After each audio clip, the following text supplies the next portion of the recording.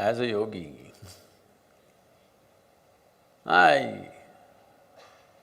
far as possible, I will never consume anything which is cooked, which is more than an hour and a half old.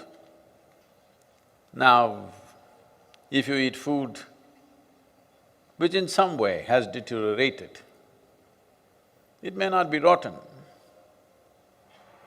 nor is it going to kill you, you can eat it. It is just that it will lower your perception. In my experience of life, for me, lowered perception is death, at least death of the yogi. So if you want to be high performance, what kind of fuel goes into you, you look at it carefully. You are a junk machine.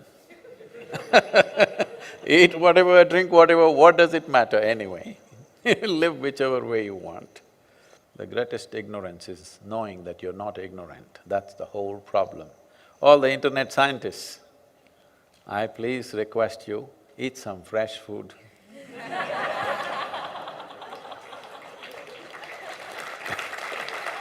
Keep yourself healthy, well, perceptive, not to me, to life.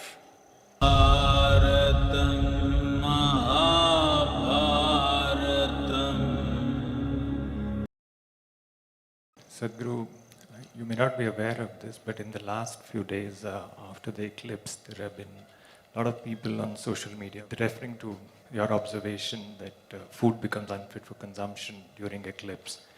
And they're saying they had food and they did not die. Are they disappointed?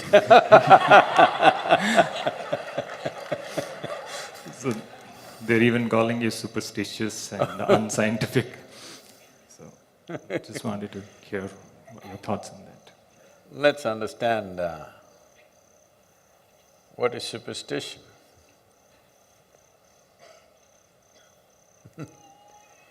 Superstition is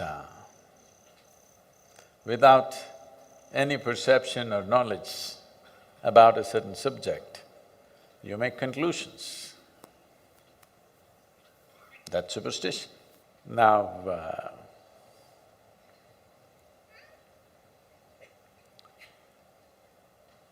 the nature of life is like this. Depends how sensitive you are. Accordingly, that profound is your perception and experience of life. This will not come through intellectual accumulation. Those who read a high school textbook, if they think they are scientists, what can I say? Because a genuine scientist, a scientist who has probed into any aspect of life, with certain profoundness, will not speak like this. Now, as a yogi, as far as possible, I will never consume anything which is cooked, which is more than an hour and a half old. Why we are serving the food the way we are serving in the ashram is hoping that all of you will graduate from being yoga practitioners to yogis. Not just bending and twisting, you are beginning to feel the union in the existence.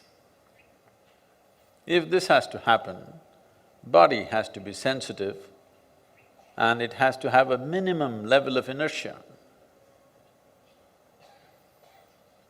Now, if you eat food which in some way has deteriorated, it may not be rotten, nor is it going to kill you, you can eat it. It is just that it will lower your perception. In my experience of life, for me, Lowered perception is death, at least death of the yogi. The man may live, the yogi is dead because he's lost his perception. He's lost his sensitivity.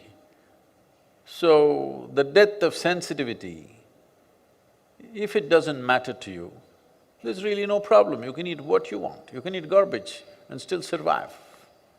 Well, people are eating food that was cooked a week ago, 10 days ago, 3 months ago. They're keeping it in their refrigerators and eating. After eating it, they don't know what's the difference. To such people, what can you say? But for sure, they cannot have the sensitivity that I'm talking about. And I'm sure they're sleeping 8 to 10 hours a day. That is death for me. 10 hours of sleep, nearly 40% death, isn't it, in 24 hours. So, if you wish to live like that, you can eat whatever you want. What is the problem? You can eat anything you want. Well, I am not a scientist either, and I don't wish to be one. I don't have either books to read,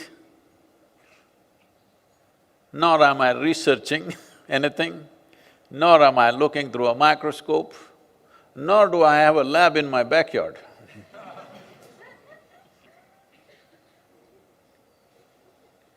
I just pay attention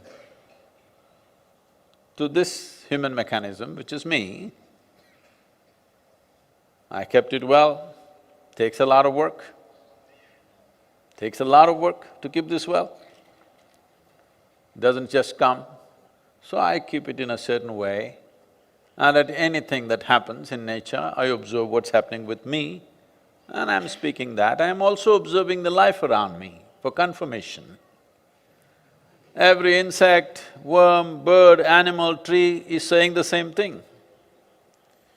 Well, if you are going to discover this after many years and a few $1 billion of research, it's up to you. Well, I want to tell you, till recently, these so-called scientists, the real science is different. A scientist who's looked at something with profoundness will not speak this way. These are probably internet scientists, you know. They know every science, not just one, everything they know because they are on the internet. So such people were saying, I'm saying something so simple. They were advocating that alcohol, tobacco, red meat are the best things for your life, till recently. Now suddenly they've all become activists against that, because somewhere somebody said after $1 billion research, we've been saying it forever.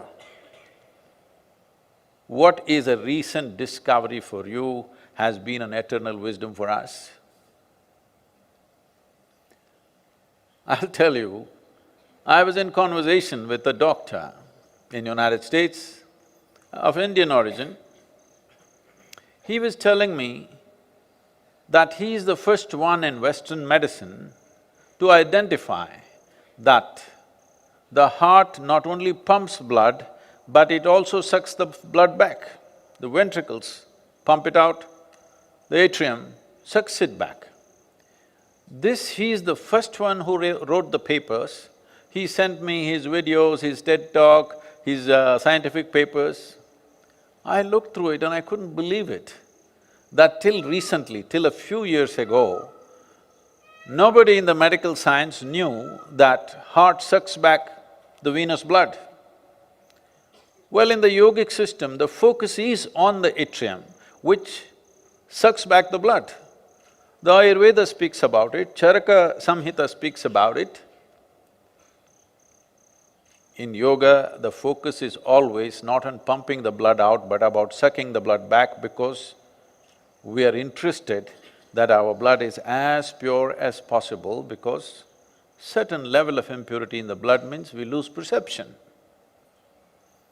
We are not interested in terms of what is the nutrition, what is the oxygen content, how long will I live, this is not the point.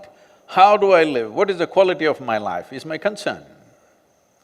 How profound is my perception is always my concern. And this has always been the concern of this culture and this science that we are referring to as yoga. So, if you think only if it's written in a book it is true, then you're very superstitious and religious, you're nothing scientific about you. You think night means just absence of light, or there is a phenomenal change in the very way the life happens from day to night. You ask every insect, bird, animal, tree, even the rock, it knows night is different.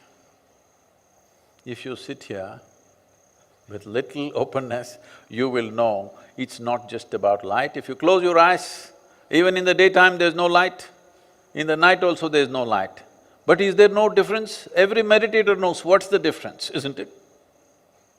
So somebody will say, this is all rubbish, there's just absence of sunlight, that's it. That's what they're saying about the eclipse. Doesn't matter. I'm telling you, during the eclipse time, don't cook food and eat, keep it and then eat, don't do that. Eat before or after, because this is life sense, this is not internet science. The greatest ignorance is knowing that you're not ignorant, that's the whole problem. All the internet scientists, I please request you, eat some fresh food.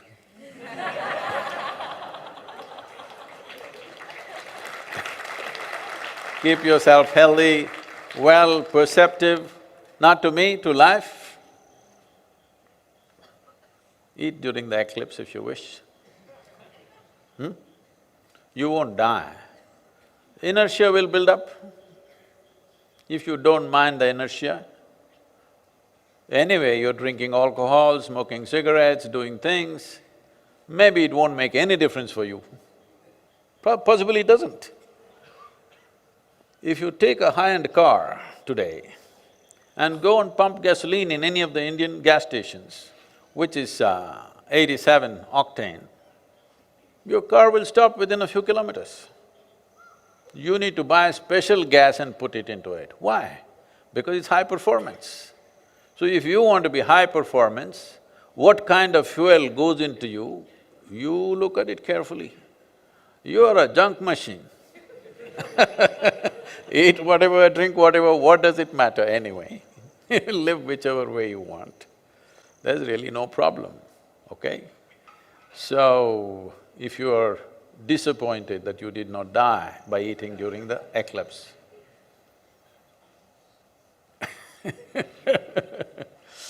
I'm sorry, you're superstitious, and the nature of life here is such that the earth, the sun and the moon have significant impact on this life. If you're conscious of its ways, you can ride this and make your life effortless and easy.